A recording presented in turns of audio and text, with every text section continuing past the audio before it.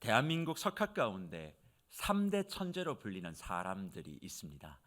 첫 번째는 조선시대의 두 사람이죠. 성리학의 대가라고 하는 율곡 이이 선생님이 대한민국이 낳은 천재 중에 한 사람이다, 그렇게 이야기합니다. 또 두 번째는 조선시대의 또 사람이죠. 우리 실학의 대가라고 불려지는 초정 박제가 선생님입니다.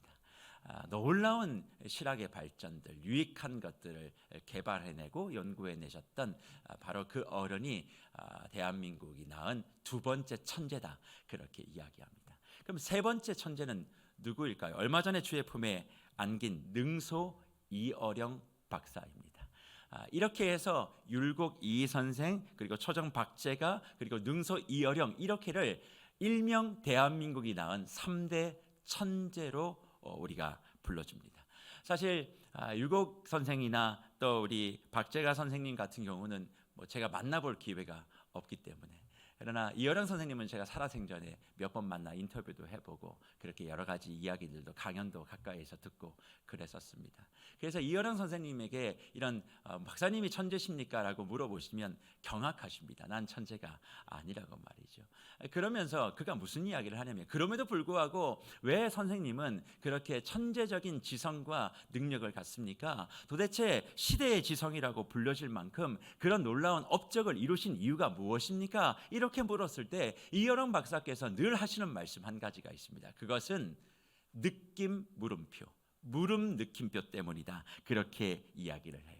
물음 느낌표라는 게 무슨 말이냐면, 물음표와 느낌표의 두 기호를 하나로 모아놓은 그 기호를 설명하시면서 내가 그렇게 좀 남들보다 탁월할 수 있었던 이유는 바로 이 물음 느낌표 때문이야, 그렇게 말씀하고 있다라는 거지요. 궁금한 것을 끝까지 생각하고 그것에 대한 해답을 찾을 때 하고 무릎을 치며 느낌표를 찍는 그런 인생을 살다 보니까 내 삶에 남들보다 좀 더 다른 그런 모습이 있었다, 그렇게 이야기를 하십니다. 그래서 이어령 박사의 그런 생각을 일명 창조적 파괴라고 하는 명칭으로 불려지기도 하는데, 창조적 파괴라는 게 뭔가? 이어령 박사는 늘 기본적으로 어떤 것을 계획하고 생각할 때 시작하는 것이 있습니다. 기본의 관념, 기본의 생각, 이전까지 해왔던 모든 것들에 대한 것을 일단 다 파괴합니다.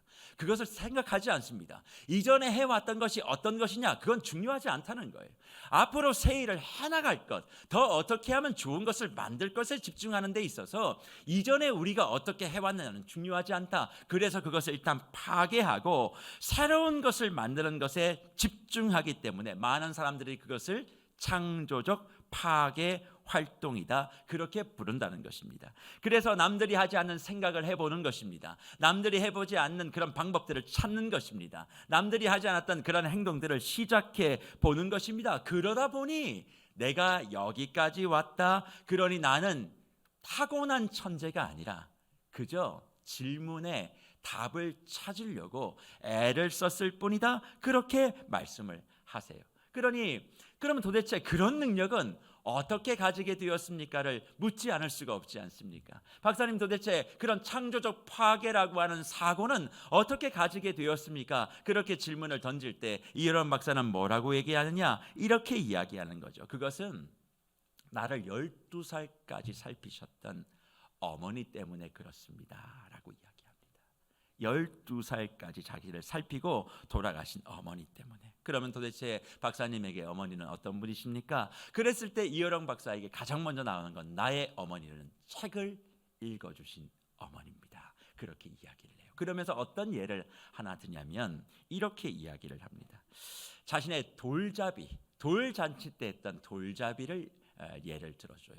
사실 이어령 박사는 1930년대에 태어나신 분입니다. 그러니 그 당시에 얼마나 먹고 사는 게 힘들었겠어요. 그러니 돌잡이를 할 때도 마음의 소망은 부자 되는 것입니다. 그러니 그 돌잡이 위에 올라왔던 것이 그 당시에는 엽전, 그리고 쌀, 그리고 떡, 실, 책, 이런 것들을 다 올려두었는데 예나 지금이나 무엇을 가장 선호했을까요? 엽전이죠. 왜 엽전을 가장 선호했을까요? 그거 잡으면 부자 되니까. 쌀을 선택하면 만석군이 된다 그러고, 실을 잡으면 무병장수한다 그러고, 떡을 잡으면 뭐죠? 배부르게 먹을 수 있다. 그렇게 이제 생각을 하게 되어지니까 많은 사람들이 엽전을 잡으려고 합니다. 뭐 지금도 동일하지 않습니까? 돌잔치, 돌잡이 가보면 지금도 5만 원권 잡을 때 그렇게 환호를 하더라고요. 어떤 부모님들은 5만 원권 잡을 때까지 돌잡이 하는 걸 봤습니다. 그리고 아이들이 손을 잡고 싶은 걸 자꾸 그 5만 원 지폐에다가 자꾸 옮겨서 그걸 어떻게든 잡고 나면 온 축하객들이 박수를 치며 환호를 하는데 저는 그의 인생이 정말 부자가 될지 궁금할 뿐입니다. 그때도 마찬가지였대요. 엽전 잡는 것이 최고였대요. 그런데 이어령 박사는 무엇을 잡았을까요? 책을 잡았다는 겁니다. 근데 그 책 잡은 것을 어머니가 너무 기뻐하셨다는 거예요. 너무 좋아하셨다는 겁니다. 책 잡았다고 자기 아들이 책을 잡았다고 그렇게 온 동네방네 자랑을 하셨다는 것입니다. 그래서 그는 고백하기를 자신은 돌상에서 책을 잡았고 그 뒤로는 책을 읽어주신 어머니가 내 인생의 두 번째 책이 되었다. 그렇게 이야기를 하면서 어머니의 말과 어머니가 읽어주신 그 많은 모음과 자음에서 나는 상상력을 길렀습니다. 그렇게 고백합니다. 그러면서 이어령 박사가 어머니에 대해서 뭐라고 이렇게 정확하게 말을 해줬느냐 이렇게 얘기해요. 내 최초의 책은 어머니의 몸이었습니다. 어머니의 품에 안겨 돌잡이로 집어들었던 그 책, 어머니의 품에 안겨 어머니의 음성으로 듣던 책, 그 책이 내 창조력의 씨앗이 되었습니다. 그렇게 고백합니다. 그 시대에는 쉽게 가질 수 없는 생각, 그것을 이어령 박사의 어머니는 가지고 있었습니다. 모든 사람들이 돈이 많아야, 쌀을 많이 가져야 잘 살 수 있다라고 하는 그 시대의 통념을 깨고 이어령 박사의 어머니는 책을 가지고 지식을 가지고 문화의 힘을 가지면 반드시 내 아들의 인생은 달라질 수 있었다라고 하는 시대와 다른 생각을 갖고 있었고 그 시대에 쉽게 하지 못한 생각을 받아들임으로 말미암아 대한민국의 3대 천재라고 불려지고 있는 능소 이어령이 오늘 우리 시대와 함께 숨을 쉴 수 있었다 생각합니다. 저는 이어령 박사의 어머니에 대한 또 책에 대한 그런 회고를 접하면서 이런 생각을 해보게 되었어요. 어쩌면 이어령 박사의 어머니가 책에 대해 가지고 있는 그 생각, 시대를 뛰어넘는 그런 통념이 어쩌면 복음을 받아들이는 우리의 모습과 일맹상통하겠다라는 생각을 하게 되었습니다. 무슨 말입니까? 나의 생각과 나의 시대를 뛰어넘는 것을 받아들일 때 우리는 새로운 역사의 창조를 경험하게 되어 있다는 것이죠. 그래서 한번 생각해 보십시오. 복음이 무엇입니까? 복음이 도대체 어떤 것입니까? 하나님이신 그분이 나의 모습을 갖고 이 땅에 오셔서 죄 없는 그분이 죄 있는 나를 위하여 죽으심이 바로 복음입니다. 그분을 믿으면 영원한 생명을 누릴 수 있다는 것이 복음이고 이것은 어떤 값을 치러야 되는 것이 아니라 믿음으로 말미암아 나의 것이 되는 것이지요. 그러니 이것은 우리의 시대를 뛰어넘는 생각입니다. 세상은 무언가를 받아야 무언가를 내줍니다. 그러나 복음은 그렇지 않아요. 그저 예수 그리스도가 내 삶의 주인 되시고 내 삶의 구주가 되시고 나의 삶의 모든 것이 된다는 것을 받아들이기만 하면 영원한 생명을 내게 주시는 것입니다. 많은 사람들은 자신이 신이 되기 위하여 달려가지만 진짜 신이신 그분이 나의 삶으로 들어와 내 자리에 좌정하여 주시고 내 삶의 모든 것을 이끌어가 주신다라고 하는 이 놀라운 사실은 시대를 뛰어넘는, 관념을 뛰어넘는, 통념을 뛰어넘는 그런 사실이 아니겠습니까? 그러니 이런 복음을 받아들이면 많은 사람들은 뭐 하죠? 당황하기 시작합니다. 자신의 생각과 경험과 이론과 전혀 다른 것이기 때문에 오히려 이것을 부정하고 튕겨내려고 합니다. 그럴 때마다 우리는 뭘 이야기합니까? 믿어야 한다고 이야기합니다. 무조건 믿으면 된다라고 이야기한다는 거죠. 허나 주 안에 사랑하는 뭇별 여러분, 우리의 복음에 대한 믿음은 맹목적 믿음이 되어서는 안 됩니다. 그냥 믿습니다. 그 말 한마디가 우리의 믿음을 보장하는 것은 아니에요. 만약 복음이 들려졌을 때 무조건 믿어야 된다는 맹목적 믿음이라면 이 복음이 가장 먼저 들려졌던 그 장소, 그 시대, 그 사람에게 나타나는 반응을 성경은 이렇게 기록하지 않았을 것입니다. 시대의 통념과 당황을 뛰어넘는 이 기쁨의 구원의 소리를 가장 처음 천사로부터 들었던 사람, 예수 그리스도의 육신의 어머니로 우리가 알고 있는 마리아입니다.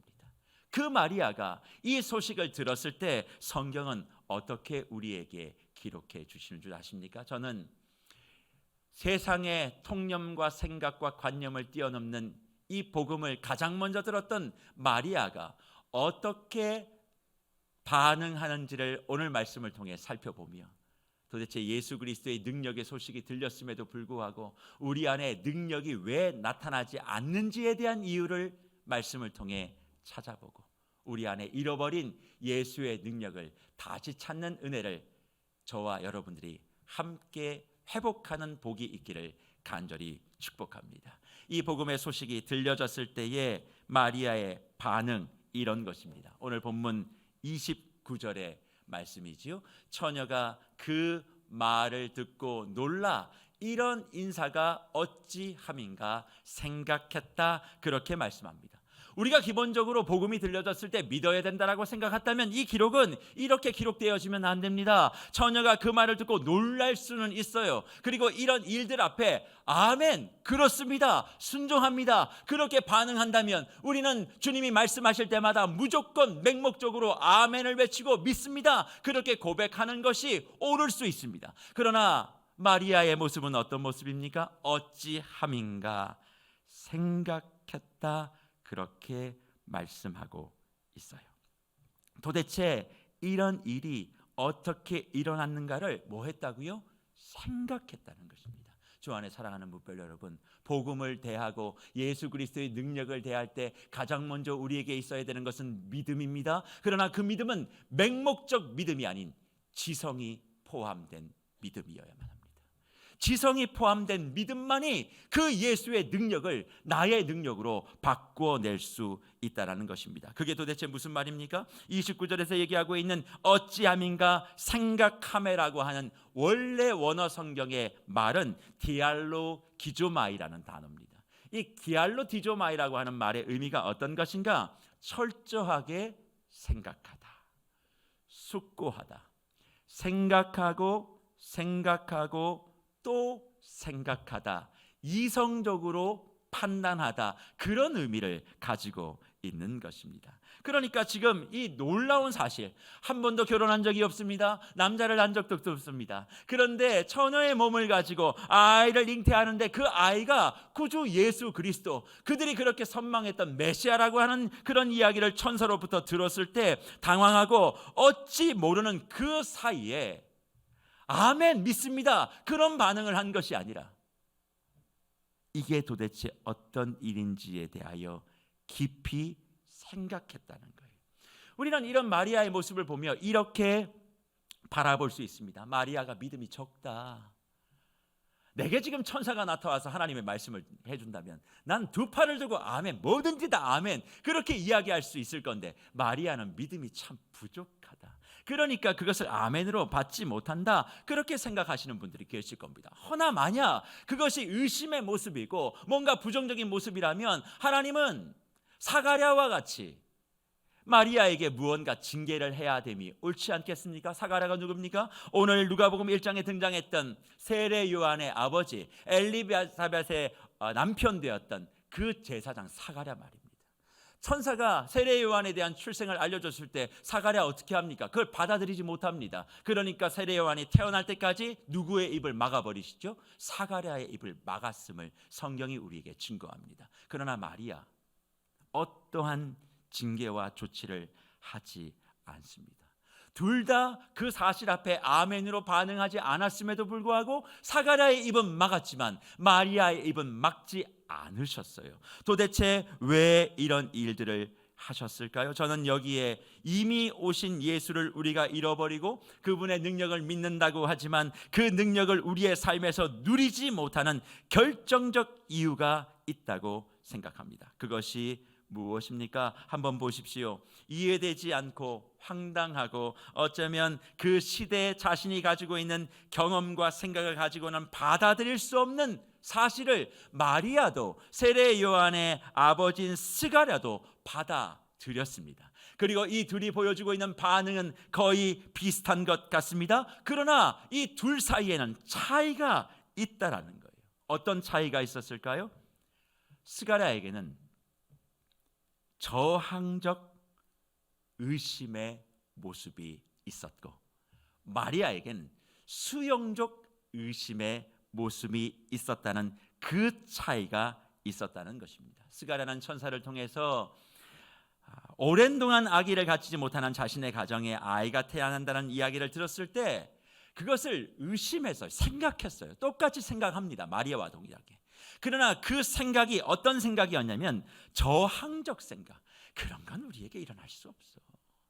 아무리 천사가 나타나서 얘기해도 그건 불가능해. 저건 그냥 내게 와서 한 던진 뿐이야. 그런 일들은 내 생에 일어나지도 않는 얼토당토 않는 일이야 라고 생각하였기 때문에 세례 요한의 아버지 스가랴의 입은 세례 요한이 출산할 때까지 막아버려졌습니다. 하지만 마리아의 모습은, 마리아의 생각은 어떤 생각이었느냐? 수용적 생각, 수용적 의심이었다는 거죠. 이해가 안 되기 때문에 내가 받아들일 수 없는 것이 아니라 지금 당장 그것을 받아들이지 못한다 할지라도, 무슨 말인지 내가 다 이해하지 못한다 할지라도 내가 어렵지만 한번 따라가 보겠다.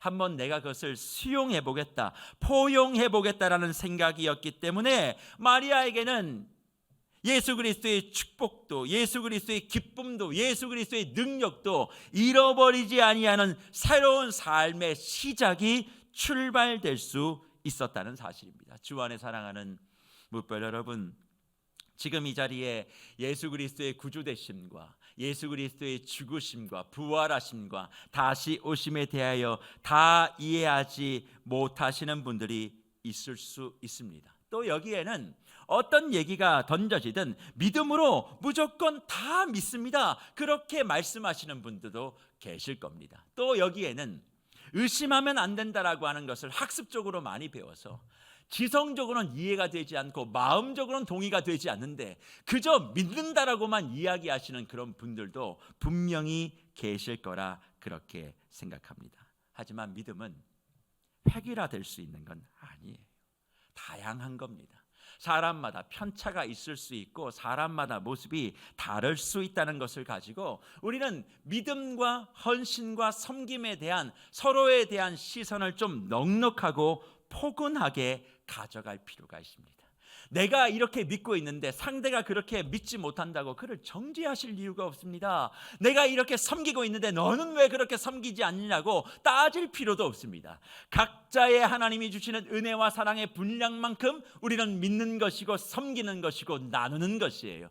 그건 하나님과 나 사이의 문제이지 내 옆에 있는 사람과의 경쟁의 구도는 아니라는 사실입니다. 그러니까 나의 믿음을 누군가에게 강요할 필요가 없습니다. 오직 하나님 안에서의 나의 믿음이 중요한 것이지요. 그리고 또 믿음은 내가 믿는 것이 아니라 그 믿음까지도 주인은 누구예요?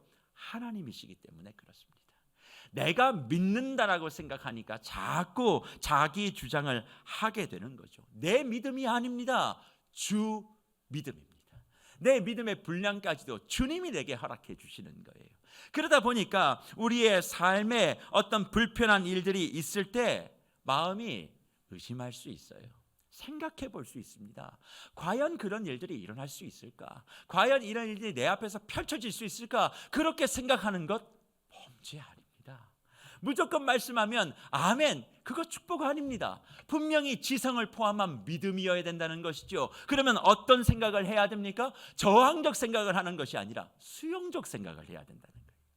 지금까지 이 모든 일들이 안 돼 왔으니까 이것도 안 될 거야, 이건 얼토당토 않은 일이야, 무슨 이야기를 들을 때마다 튕겨내고 밀쳐내는 그런 생각이 아니라, 그래, 내가 모르는 세계가 있을 수 있어, 내가 모르는 세상이 있을 수 있어, 하나님은 내가 알지 못하는 세계를 창조하신 분이시지, 내가 이해되는 것만 내가 어떻게 다 받아들일 수 있어? 지금은 내가 완벽하게 믿을 수는 없지만 그 하나님이 내게 주시는 마음이라면 내가 그것을 수용하겠다, 거부하지 않겠다.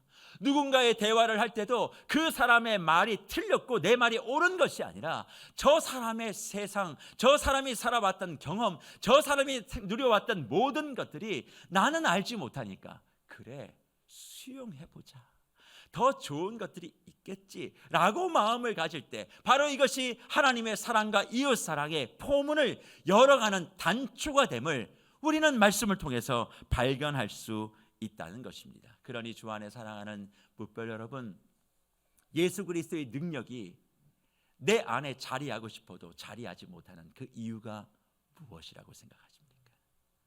저와 여러분의 안에 저항적 생각들이 있는 거예요.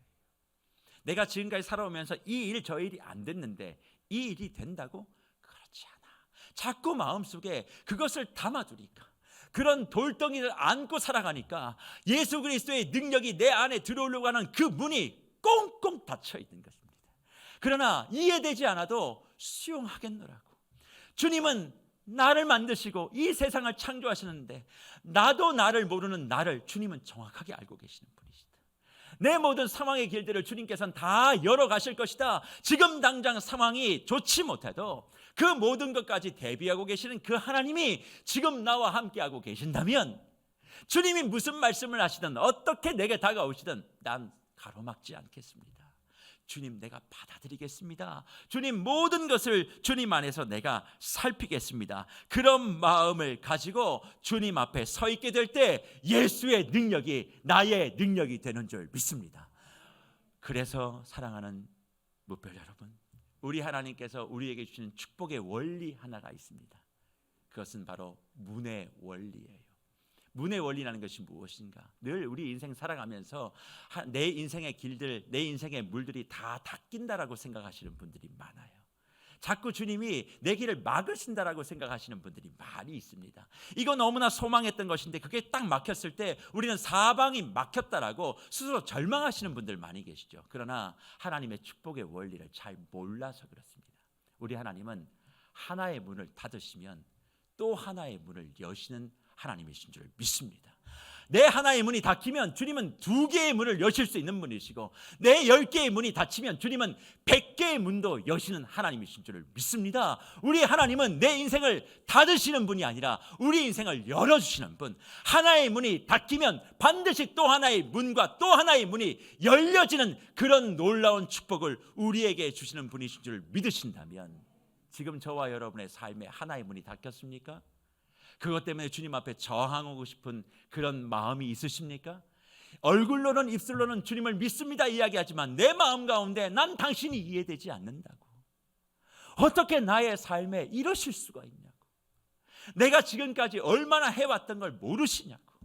이렇게 하시면 나도 힘들고 당신도 힘들고 다 힘들 텐데 어찌 이러시냐고 마음의 저항의 돌덩이를 갖고 있는 분에게 어떻게 하나님의 능력이 나타날 수 있겠습니까? 그러니 문이 닫히신 분들께 주의 이름으로 권면합니다. 하나의 문 닫힌 것 때문에 고통하지 마세요. 하나님 반드시 또 하나의 문을 여시고 또 2개의 문을 여시고 또 10개의 문을 열어 주실 것입니다. 그러니 이해되지 못하는 지금의 상황 어떻게 해요? 수용하세요. 받아들이세요. 주님이 나보다 더 놀라운 생각을 가지고 있음을 내가 고백하면 그게 수용되게 되어지고, 당장 100% 다 믿어지지 않는다 할지라도 주님, 그렇지요, 내 아버지는 선하신 분이라 좋은 것을 주실 것을 내가 압니다. 근데 주님, 내가 마음이 지금 100은 아닙니다. 그러나 100으로 가보겠습니다. 그런 마음을 가지고 주님 앞에 열린 태도를 취하게 되어지면 저 하늘의 능력이 반드시 저와 여러분의 능력이 될 줄 믿습니다. 그래서 보십시오. 이런 수용적 생각을 한 마리아가 그 다음에 고백하는 내용이 무엇입니까? 오늘 누가복음 1장 38절 이렇게 그가 고백합니다. 마리아가 이르되 주의 여종이오니 말씀대로 내게 이루어지이다 하매 천사가 떠났다, 그렇게 말씀합니다. 처음부터 완전한 순복과 순종을 하지 않았던 마리아가 수용적 태도와 수용적 생각을 하게 되어지니까 자신의 정체성을 뭐라고 얘기합니까? 주의 여종이라고 밝힙니다. 당신은 내 삶의 왕이고 나는 당신의 종입니다. 당신은 나의 아빠고 난 당신의 딸입니다 라고 하는 분명한 자기의 정체성을 인지하게 된 것이지요. 어떻게 이런 일들이 일어날 수 있었을까요? 그것은 자신에게 일어난 모든 일들이 아무리 생각해도 자신으로서는 답이 없는 거죠. 고대 근동 유대 문화권 가운데서 결혼하지 않았던 여인이 아이를 낳는다는 이 문제, 어떤 시도와 어떤 해결책을 가지고도 감당할 수 없는 것입니다. 그런 상황에서 마리아가 수용적 생각의 결론을 내린 것이 무엇인가? 나의 생각으로 나의 판단으로 할 수 없다면 이건 하나님의 말씀만 의지할 것밖에 없다. 하나님의 언약만 내가 붙잡을 수밖에 없다라고 생각하며 자신의 생각을 내어놓고 하나님의 생각으로 대전환을 이루었다는 거예요. 그래서 누가복음 1장 55절에 마리아가 뭐라고 고백합니까? 이렇게 고백하지 않습니까? 우리 조상에게 말씀하신 것 같이 아브라함과 그 자손에게 영원히 하시리로다. 그렇게 찬송하는 마리아의 고백, 이런 고백이 어떻게 나올 수 있겠습니까? 이해할 수 없다 할지라도 하나님 말씀은 완전하다. 받아들일 수 없는 현실이라고 할지라도 하나님의 언약은 완벽하다라고 하는 이 생각이 이해되지 못하고 저항적인 그런 태도와 생각을 완전히 덮어버리는 거예요. 그래서 마리아의 찬송 속에 나오는 아브라함에게 하나님이 말씀을 주시고 언약을 주셨을 때의 모습도 비슷하지 않습니까? 아브라함이 어떻게 그런 상황 가운데서 행동했을까요? 본토 친척 아비의 집을 떠나라. 어디로 가야 될지 방향도 알려주지 아니하고 어떻게 너의 인생이 될지에 대해서도 말하지 않으셨던 그 상황 속에 아브라함이 어떻게 반응합니까? 히브리서 11장 8절이지요. 이렇게 얘기하지 않습니까? 믿음으로 아브라함은 부르심을 받았을 때 순종하여 장래 유업으로 받을 땅에 나아갈새 갈 바를 알지 못하고 나아갔다. 그렇게 말씀하고 있습니다. 한 번도 자신의 인생에 나타나지 않았던 하나님이 갑자기 나타나서 아비의 집을 떠나라. 내가 너를 약속의 근원으로 삼겠다. 복의 근원으로 삼겠다. 그렇게 이야기했을 때 순종했다는 것입니다. 무엇에 순종했어요? 말씀에 순종한 겁니다. 하나님의 말씀에 순종했다는 거예요. 그러니 아브라함과 마리아가 동일한 모습, 저항이 아니라 수용을 위한 생각, 어디로 가야 될지 무엇을 해야 될지 모르지만 그 말씀에 의지하며 나아가게 되어질 때 그들의 삶이 능력으로 변화되었음을 우리에게 말씀하고 있는 것이죠. 주 안에 사랑하는 무별 여러분,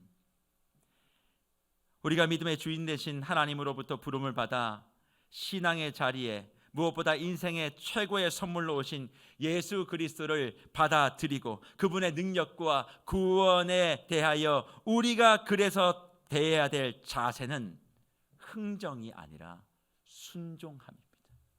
흥정하는 게 아니에요. 이해되지 않아서, 이해할 수 없어서 순종하지 않고 순종하고 순복하는 것 같아도 기쁨으로 즐거움으로 하는 것이 아니라 억지로 부정적으로 하는 모든 것, 그것은 예수 그리스도의 능력을 소유하지 못하는 핵심 이유입니다. 부유했던 아브라함, 그러나 70대의 아브라함, 가난했고 또 버거웠던, 삶이 버거웠던 10대 소녀 마리아에게도 나타나는 공통적인 모습은 예수가 들어와 예수의 말씀이 나를 인도해 갈 때 어떤 일이 일어날지 몰랐지만 그 불안한 마음을 하나님이 우리에게 주신 약속과 언약을 믿는 믿음을 가지고 순종했기 때문에 자신의 삶을 움직일 수 있었고 그 움직임 끝에 하나님께서는 약속하신 놀라운 축복을 우리에게 허락해 주셨다는 겁니다. 그래서 예수 나심의 사건에 대하여 이야기하고 있는 누가복음을 통해서 가장 중요하게 저와 여러분이 보셔야 될 말씀이 뭔 줄 아십니까? 37절에 바로 이 말씀. 대저 하나님의 모든 말씀은 능하지 못하심이 없다라는 말씀이에요. 주 안에 사랑하는 무별 여러분, 하나님의 말씀은 결코 실패하는 일이 없는 줄 믿습니다. 나는 실패하고 내 생각은 넘어질지 모르지만 하나님의 말씀은 결코 실패하거나 실수하는 일이 없다는 거예요. 그렇다면 지금 이해되지 못하지만 그래도 수용적 생각을 할 수 있지만 그것을 받아들이는데 시간이 걸릴 수도 있지만 중요한 건 내 생각과 내 판단은 문제가 있을 수 있어요. 하지만 무언 하나님의 말씀은 실패가 없고 능하지 못할 일이 없다는 것을 믿고 그 말씀을 딱 붙들고 주님 말씀 붙들고 나아갑니다. 그렇게 생각하고 하나님 앞으로 한 걸음 두 걸음 전진해 나가게 될 때 그 사람에겐 반드시 뭐가 하나님의 능력이 부어진다 약속하고 있는 것입니다. 그런데 우리는 하나님의 약속의 말씀에 붙들림바 되지 아니하고 나의 행위, 나의 섬김, 나의 공로를 가지고 주님 앞에 나가 능력받기를 원하기 때문에 그것이 뭐예요? 주님과 흥정하는 거예요. 주님, 내가 이렇게 기도의 단을 쌓지 않았습니까? 내가 이렇게 하지 않았습니까? 그걸 가지고 자꾸 순종의 개념을 흥정의 개념으로 바꿔가니까 뭐가 없어요? 능력이 없다라는 거예요. 다시 한번 우리의 삶에 그 순종과 능력을 회복하는 은혜가 있기를 간절히 축복합니다. 예수 그리스도를 선물로 받아 우리 안에 계시는 바로 그분이 하나님이신 예수이심을 믿으신다면 그 예수가 말씀의 출발이자 말씀의 시작이자 말씀의 완성임을 믿으신다면 말씀이신 예수 그리스도를 과소평가하지 마십시오. 그분이 내가 이해하지 못하는 일을 하시는 것이 아니라 내가 그분의 일을 이해하지 못할 뿐입니다. 그분은 당연히 내가 이해하지 못한 일을 하셔야 하나님 아닙니까? 그 하나님을 내가 이해할 능력이 없기 때문에 우리는 지금 이렇게 아둥바둥 거리고 있는 거예요. 그러니 이해하지 못하는 그분이 내 삶에 들어와 새 일을 이루어 가실 수 있도록 저와 여러분이 해야 될 것은 수용적 마음과 그분 앞에 납작 엎드려 당신이 옳습니다. 당신이 지금 이 시간을 지내가게 하는 것 다 의미 있는 것임을 내가 인정합니다. 당신이 내게 필요해서 주시는 것이라면 난 그것을 감사함으로 받겠습니다. 왜 내게 이런 시간이 없어야 되느냐 따지지 않겠습니다. 내가 이렇게 해왔는데 왜 이런 일들이 벌어집니까? 라고 묻지도 않겠습니다. 그저 하나님이 필요해서 주신 것이라면, 고르고 골라 내게 주신 것이라면 내가 그것을 감사함으로 받겠사오니 내 생각과 지성을 뛰어넘는 하나님의 방법으로 나의 인생에, 나의 가정에, 나의 교회에 놀라운 일들을 이루어 주십시오. 그런 마음의 온전한 고백을 주님 앞에 올려드릴 때 하늘의 능력이 저와 여러분의 능력이 되는 줄 믿습니다. 물론 이렇게 고백할 때 어려움과 또 답답함이 내 삶 가운데 들어오기도 합니다. 온전한 순복과 순종을 할 때 어려움이 사라지는 것이 아니라 어려움과 공고함이 내 삶 가운데 나타날 수 있어요. 허나 그때마다 무엇을 기억하셔야 됩니까? 우리 하나님은 실패하지 않으시는 분이시다. 실수하지 않는 분이시다. 그것을 내 마음속에 고백하기만 하면 반드시 그 어려움과 공고함을 통해서 놀라운 은혜를 우리에게 베풀어 주실 것입니다. 그래서 주님이 스스로 낮은 자가 되어 왕으로 오셨고 그 왕으로 오신 주님 앞에 낮은 자가 된 마리아를 높여 주신 것 아닙니까? 그래서 혹시 우리 성도님들 이런 이야기 들어보셨습니까? 옛날에 어느 마을에 왕이 있었는데 그 왕이 길을 걸어가고 있었다고 합니다. 그런데 어디 시대나 거지는 항상 있어요. 먹고 사는 게 쉽지 않으니까. 그러니까 왕이 이렇게 걸어가는 모습을 보고 그 거지가 왕을 향해 소리를 쳤다 그래요. 왕이시여, 당신이 이 나라와 이 영토의 왕이라면 나와 같은 불쌍한 백성이 밥을 먹고 있지 못하는데 나를 좀 찾아와서 먹을 것을 좀 달라고, 당신의 왕됨을 좀 보여달라고 그렇게 소리를 질렀다는 거예요. 그러니까 길을 가고 있었던 그 왕이 가던 길의 방향을 돌려 그 거지에게 뚜벅뚜벅 걸어가서 뭐라고 말했느냐? 네가 나를 왕으로 인정한다면 네가 먼저 나에게 다오. 네가 가지고 있는 걸. 왕인데 네가 백성이면 왕인 나에게 뭘 좀 줘야지. 왕인 나를 인정하는 징표를 좀 줘야 되지 않겠느냐. 먼저 네가 입술로만 왕이여 외치지 말고 나를 왕으로 인정하고 있다는 그 징표를 좀 줘봐라. 그렇게 이야기를 했다는 거예요. 그러니까 이 거지가 너무 당황해한 것이죠. 나는 지금 먹을 것도 없이 누더기 옷을 입고 깡통 하나 차고 지금 이렇게 구걸하고 있는데 모든 것을 다 가지고 있는 왕이 오히려 뭘 내놓으라고 하니까 당황스럽죠. 근데 주위에 있는 호위병도 있고 왕의 위엄도 있고 요청도 있으니까 어떻게 해야 될지 고민하다가 자기 깡통에 있는 바발세아를 왕의 손에 올려줬답니다. 그러면 그걸 받았으니까 이제 뭘 달라고 해야 되잖아요. 그래서 뭘 달라고 깡통을 내밀었는데 휙 왕이 돌아서 그냥 돌아가더래요. 그래서 온갖 욕을 다 했답니다. 그리고 집에 밤에 돌아와서 이제 구걸하고 적선하고 받아온 것을 딱 이제 먹으려고 보려고 깡통을 딱 뒤집었더니 거기에 무슨 일이 있었을까요? 황금 새알이 들어있었다 그래요. 황금 새알이 들어있었다. 그때 그 거지가 뭐라고 얘기한 줄 아십니까? 이럴 줄 알았으면 왕에게 내가 갖고 있는 모든 걸 다 줄 걸 그랬다는 거예요. 이해를 못하시고 계시군요. 이럴 줄 알았으면 왕에게 내가 가지고 있는 모든 걸 다 줄 걸. 바발세알 준 게 한이 되는 거예요. 그렇습니다.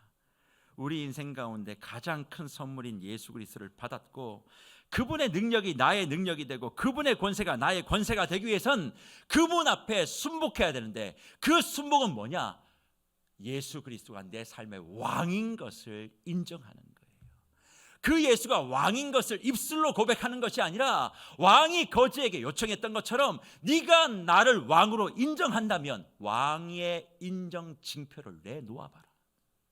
입술로만 왕이여 내게 뭘 달라고 이야기하지 말고 당신은 내 삶의 주인입니다. 내 삶의 모든 것입니다. 그 증표를 내놓으라고 할 때 그 증표를 내어놓아 보십시오. 그게 바로 순복과 순종입니다. 입술로 내가 당신을 따릅니다. 입술로 내가 당신을 순종합니다. 그것이 아니라 내가 가지고 있는 모든 것을 다 들여놓아도 당신은 실패하지 않고 실수하지 않은 분이시라 더 많은 것을 내게 주실 줄 믿습니다라고 하는 왕의 인정의 징표를 내어놓아야 한다는 것이죠. 그런데 왜 우리가 그것을 내놓지 못합니까? 이해하지 못한다고 이야기했기 때문에 그래요. 당신 말대로 하면 내 자산 다 거덜납니다. 내가 지금 먹고 살기도 힘들어 죽겠는데 남을 도우라고요? 그러다가 나는요? 그러다가 나 헐벗으면 당신 책임집니까? 이렇게 자꾸 이야기하며 이해되지 않는 부분을 이야기하고 주님과 흥정하려고 하니까 우리의 삶의 왕이신 예수 그리스도, 창조주이신 예수 그리스도가 자리하셔도 우리의 삶에 능력이 나타나지 않는 것이죠. 흥정하는 사람들은 세상의 힘과 능력으로 살기를 작정한 사람들이에요. 그러나 오늘 주님은 우리에게 말씀합니다. 내가 너의 삶의 진짜 왕이 맞느냐? 나를 왕으로 인정하고 있느냐?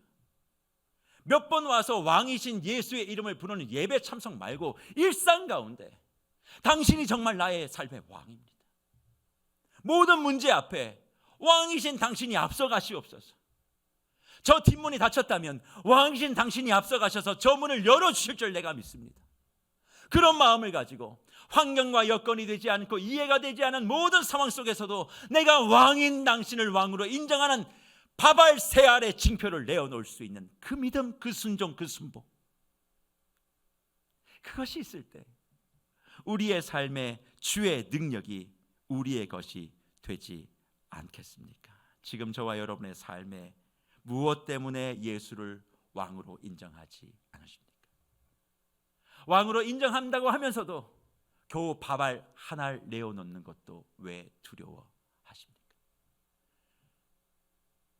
내 이럴 줄 알았으면 다 드릴 거라는 그 후회를 나중에 하면 무슨 소용이 있을까요? 지금 내가 드릴 수 있는 모든 것을 다 내어놓고 이해되지 않는다고 하지만 사가라처럼 저항할 것이 아니라 의심할 것이 아니라 벽을 치고 다 튕겨낼 것이 아니라 주님이 새 일을 이루어 가실 것을 내가 믿습니다. 왜? 당신은 나의 주인, 나의 왕이니까. 그런 믿음을 가지고 주님 앞에 서 있을 때 놀라운 일들을 이루어 가지 않겠습니까? 나의 가정과 교회를 향해서도 주님은 지금도 내가 새 일을 이룰 거야 말씀하고 있지 않으실까요? 내가 교회를 향하여 세상의 관점으로는 아무것도 할 수 없지만 나의 생각, 나의 판단, 너희의 생각으로는 도저히 할 수 없는 그 일을 나는 계획하고 있고 그 일을 이룰 거야 말씀하고 있어도 그것에 대하여 세상적인 계산과 세상적인 흥정을 하고 있기 때문에 순복하지 못하고 늘 불안한 시선을 가지고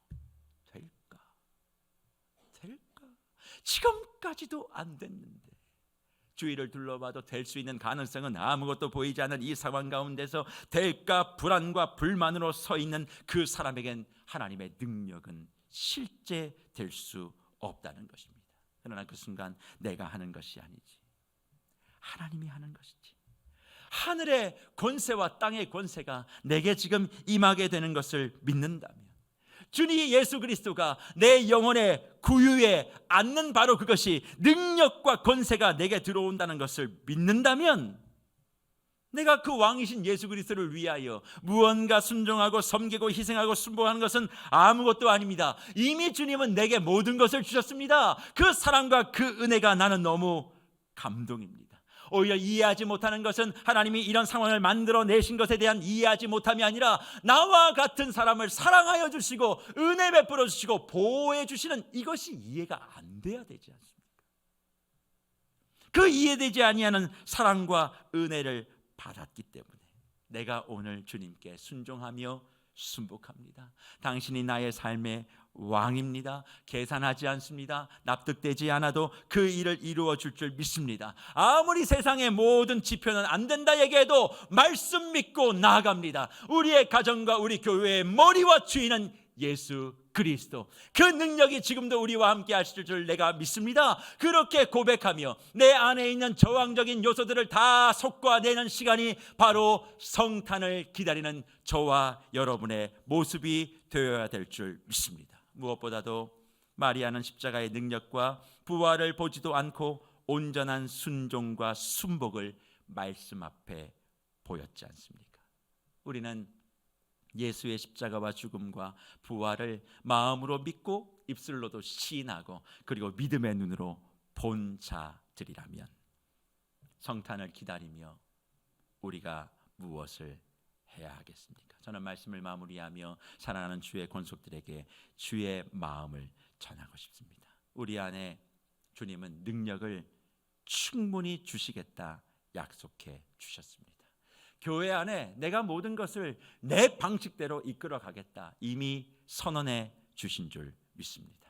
그럼에도 불구하고 그 능력이 내 안에 없는 이유는 예수에게 문제가 있는 것이 아니라 예수를 왕으로 인정하지 않는 나에게 문제이고 왕으로 인정한다고 말을 하면서도 왕의 인정의 징표를 내놓지 못하는 나에게 있는 것이고 그리고 이해되지 못하는 모든 상황을 주님께만 다 돌려놓고 그저 저항하고 싶은 마음 수용하고자 하는 방향이 아니라 저항하고 싶은 그런 마음들을 갖고 있는 우리가 문제라는 것을 기억하시길 바랍니다. 그러니 그 예수의 능력을 가지고 힘있게 우리의 인생을 살아가고 싶다면 그것을 가로막고 있는 모든 것들을 다 정리하십시오. 저항적 생각, 부정적 말투, 그리고 입만으로 고백하고 있는 왕의 인정, 이런 것들을 다 정돈하고 새해를 맞이하게 될 때 우리의 생각을 뛰어넘는 하나님의 놀라운 창조적 새 일의 역사가 저와 여러분을 통해 이루어질 줄 믿습니다. 어느 곳에 가셔서 성탄을 누릴 생각하지 마시고 그래서 예배에 참여하시고 토온세에 참여하시고 또 찬양축제에 성탄 찬양축제에 함께 마음을 모으고 커피 한 잔의 기적 협약식에도 마음을 다 모아서 더 우리의 삶의 수용적 생각으로 우리의 태도가 변화될 수 있는 그런 자리를 지키시는 저와 여러분이 되기를 간절히 축복합니다. 어디로 가야 될지도 모르고 무엇을 해야 될지도 모르시는 분들 혹시 계십니까? 순복하십시오. 그 순복 다른 거 아닙니다. 왕으로서의 인정입니다. 그리고 성탄 때까지 기도하세요. 주님, 내가 예수 그리스도를 왕으로 인정하는 징표를 어떻게 보여드릴까요? 거지에겐 밥알 새알이지만 나에겐 무엇을 드릴 수 있을까? 그것을 가지고 주님 앞에 기도하며 준비하게 될 때 그것을 받으신 주님이 2023년 다 어렵고 힘들 것이다. 아니요. 저는 주님의 새로운 일들이 준비되어 있다라고 확신합니다. 하나님의 말씀은 상황에 영향을 받는 것이 아니에요. 상황이 힘들고 어려우면 그 말씀은 더욱더 빛이 나게 되어 있습니다. 2023년을 더 환하게 밝혀주실 왕 대신 예수 그리스도의 그 능력이 오늘 저와 여러분의 순종과 순복과 수용의 믿음의 태도를 통하여 확실하게 방향이 잡혀지기를 소망하고 더욱더 우리의 삶에 환한 축복의 햇살이 가득 비추어지는 저와 여러분이 되기를 간절히 주의 이름으로 축복합니다.